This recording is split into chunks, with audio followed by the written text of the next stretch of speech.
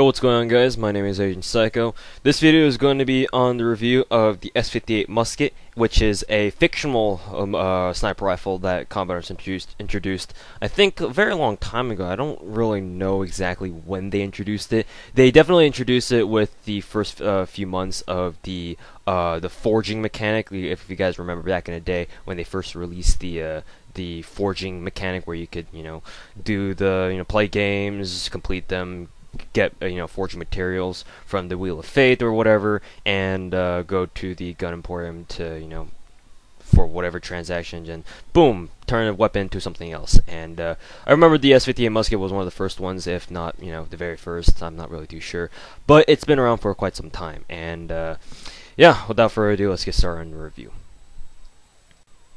So some background information pertaining to the S-58 Musket as it is in Combat Arms. It technically is an NX standard sniper rifle because it can either be forged from the M110 SASS sniper rifle, which is the reason why I'm putting it as part of the SR-25 family instead of the L115 family, because hey, the SR-25 family came first, and because of that, it does technically cost 900 NX a day, and 29,900 NX for permanent if you buy either the L115A3 or the M110 SASS for permanent, and then you forge it. So it is possible to have a permanent S-58 Musket. It's not that hard. Just you need to go the extra distance, the extra little bit of distance to get all the forging materials like the replica pallets or whatever, and trade them in for actual replicas, and then forge it into the S-58 Musket. So that being said, let's see here. How many exactly how many replica pallets does it take to make it? Unfortunately, the Combat Arms wiki does not specify exactly how many replica pallets that you need to forge either the M110 SASS or the L115A3 into the S-58 Musket. So unfortunately, I can't really provide that for you. You guys will have to figure that out on your own. You guys can just go to Gun Emporium and just drag down or click on the musket from the drop down box. It should be about 7 replica pallets. Normally speaking, most of the guns there are no more than that. There are some that require 10, but I don't think the S-58 Musket's one of them. In any case, that, and because it's NX standard, there's no rank requirement on it, and now let's talk about the stats on the S-58 Musket. The S-58 Musket is a one-shot kill sniper rifle, meaning that it deals a damage of 100. It has a portability of 43, a rate of fire of 16, accuracy of 99, and a recoil of 65. Looking at these stats, these are all very, very good stats. Obviously, if your sniper rifle deals a one-shot kill, then obviously it's going to be a pretty good sniper rifle.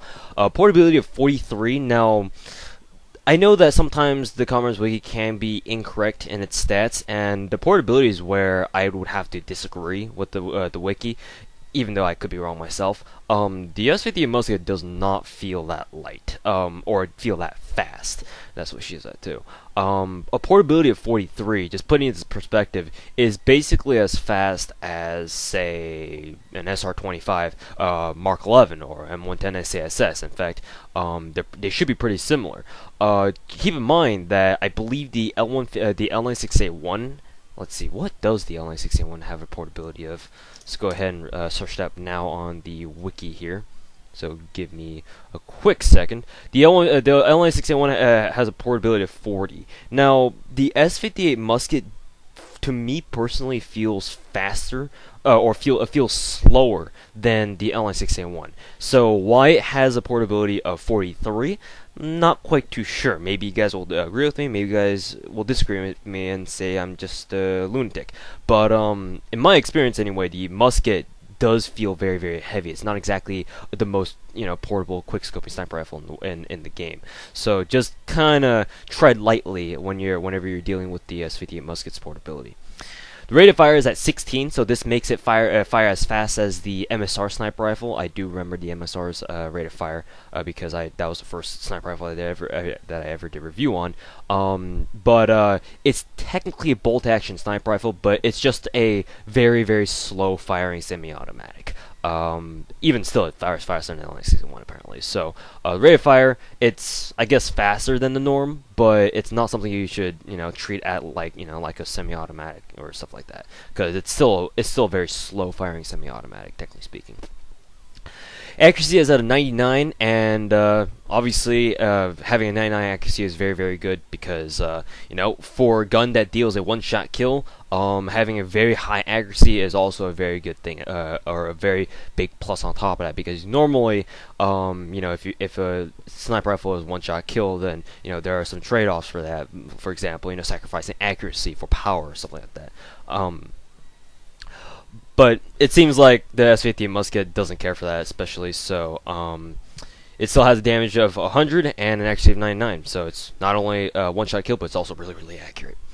Recoil is at a 65, which again you don't really need to worry about because it's a it's a very slow-firing semi-automatic.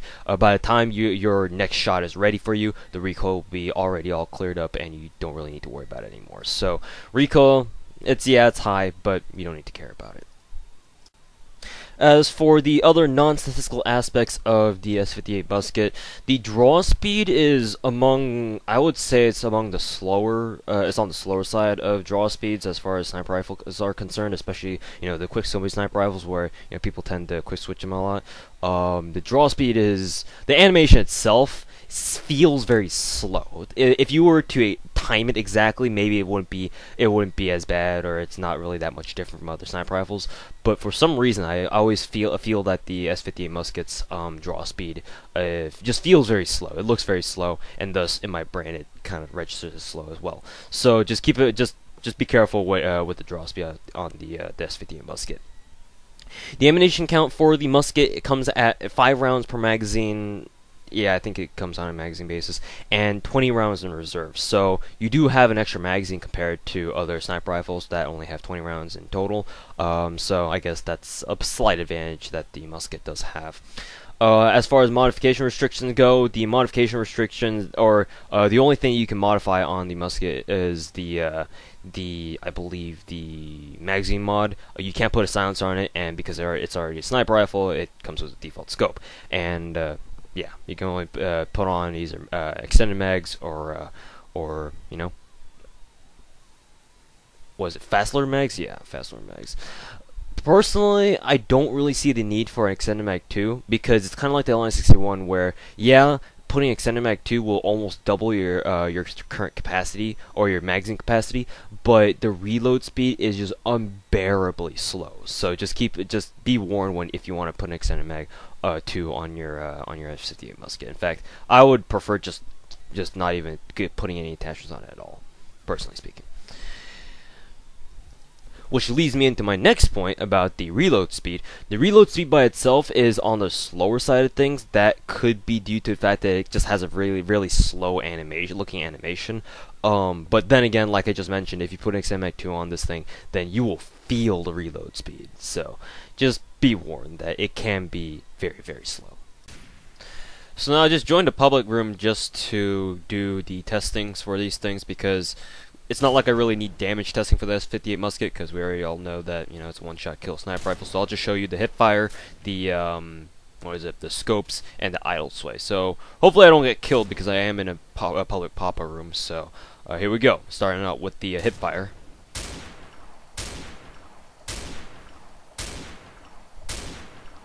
Surprisingly enough, the grouping for the no-scope of the S-58 Musket is actually pretty tight. Let's go ahead and try it again, this time from a longer distance.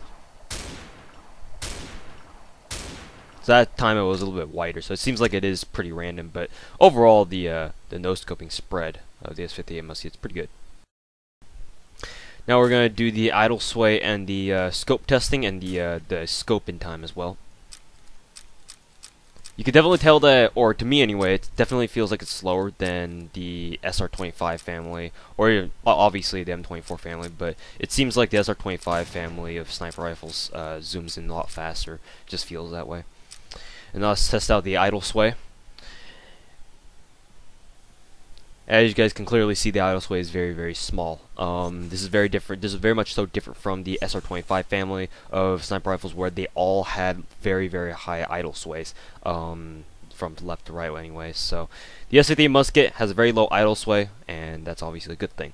And as you guys can clearly see, the scope style of the S-58 Musket is indeed a simple, very thin crosshair with a very small red dot in the middle. So some of you guys may prefer this, some of you guys may not. I really like it because it's a very precise scope, but it just kind of floats my boat. It may not be for everyone, obviously. Now this last test is is going to be inspired by something I read from the Commander's Wiki. According to the S-58 Musket's description on the Commander's Wiki, apparently the S-58 Musket's scope is at a lower zoom level than the standard L96A1. So now we're going to test this to see if that's really true, because I personally don't think so. If it is true, I can't really tell a difference. So here we go. So that's the zoom level of the S-58 Musket. And this is the zoom level of the L96A1 Arctic Wolf. I think they're the same, aren't they? Let's take a look at that little plant over there. So that's how much the zoom goes for the Arctic Wolf. And this is how much the zoom level goes for the Musket.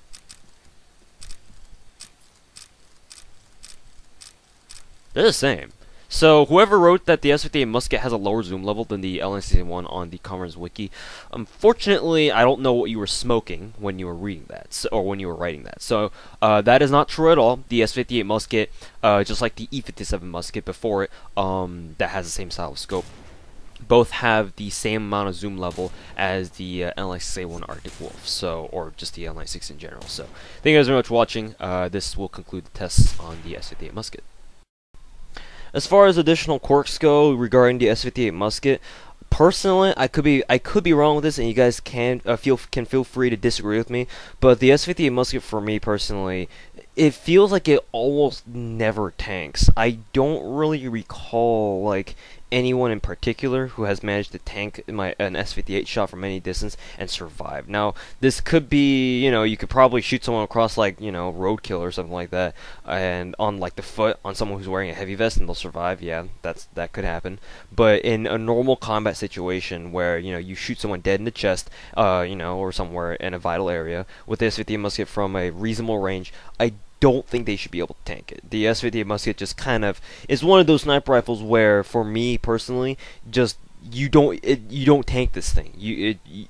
It's just like, no, you're not supposed to tank this thing. You're gonna die if you get hit. So that's one of the quirks that I feel is present on the S-58 Musket. The fact that it's a consistent one-shot kill, and the rate at which it gets tanked is very low. Quickscoping Viability, obviously, because it's a one-shot kill sniper rifle and because it's a very slow-firing semi-automatic sniper rifle, the quickscoping viability on the S-58 Musket is very high.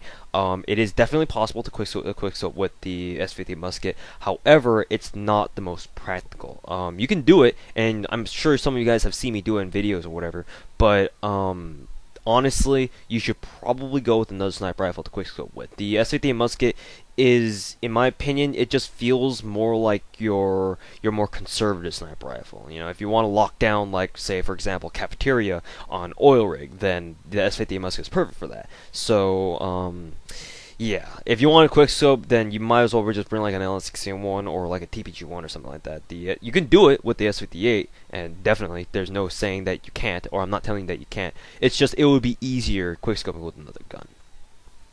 As for my personal opinions about the S-58 Musket, the Musket is one of the, well, obviously it's a one-shot kill sniper rifle, so it's going to be a lot better than most other, sniper rifles that aren't one-shot kills.